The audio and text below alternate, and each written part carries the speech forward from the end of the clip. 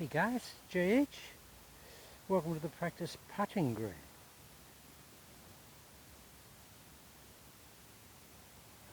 Okay, today just want to do something about chipping and the straightforwardness of chipping that you should try and apply. What I see with a lot of club players, and even players who are okay players but don't chip as well as they should, I see something inherent in all of those players. And that is when they chip, if they've got a straightforward chip to a hole like this, 20 foot or something from just off the fringe, okay, most of the time, if I had to make a recommendation to most people, is that they should putt it. There's nothing in their way and it's a reasonable lie, putt it, but most people want to chip it anyway. But what I see as the main ingredient fault in straightforward stuff like this, and it is straightforward, there's nothing in front of us, so we don't have to do anything cute. We don't have to use sand iron or pitching wedge or anything like that. All we've got to do is just bump the ball in a straight, uncomplicated manner to the hole. But it's very hard to do a little bunt like that and do it accurately. Most people have huge variation.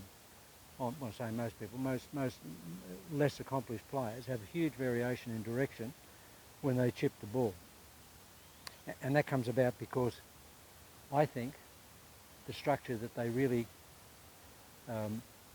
set up to chip the ball. And I term it setting yourself up in a manner that will enable you to have a really consistent strike point on the ball, where the golf club is really going as perpendicular as you can get it to go, or as linear as you can get it to go. What I see with a lot of club players is when they set up to hit a straightforward chip like this, they're like this. Now see how far away that ball is, guys, from a foot? It's 2 feet from a feet. Now what happens there is that in that distance out there, and the extension and elongation and the posture that I'm in here, the club has to travel through an arc. It has to travel through an arc because I must arc it to get it back. It's got to arc because of the posture that I'm in here and the hand placement and the way I've got the club set. And I find that arc is something that's really hard to apply and catch the ball in a consistent place all the time to get a consistent starting direction for your golf ball.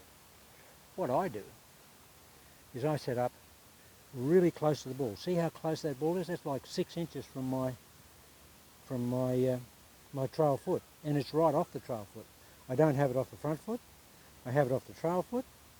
I sit there, guys, and it's looking at it this way. I'm loaded there. I'm into that trail vertical axis.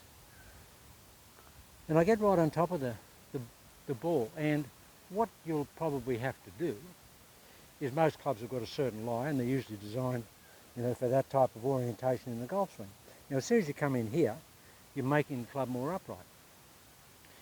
Now, that's going to lift the heel off the ground a little bit, but all you've got to do, guys, is just lift the club up a little bit and don't force it into the ground, to just make the club work in an upright, with an upright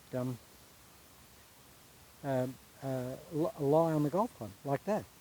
And see how close my arms are to my body here? But when most people, you see the club players chip, they've got all this gap here, and they've got all this stuff, and all that can go gobbledygook, can go all over the place, and it just creates difficulties with being able to apply consistent geometry. That's the difficulty. So I take all that out. I just get as close as I can. I get the club as upright as I possibly can. I get my arms in to my body as close as I can. And when I take it back, guys, I just push it back. I just push it back under like that. I just hood the club going back. I don't let it roll open, fan open, I just hood it. It just goes under like that. Just a little hinge action here. There. All the great putters back in the 40s and 50s, all were hooders. They all hooded the putt. They all putted like that. And that's a great way to chip the ball from here.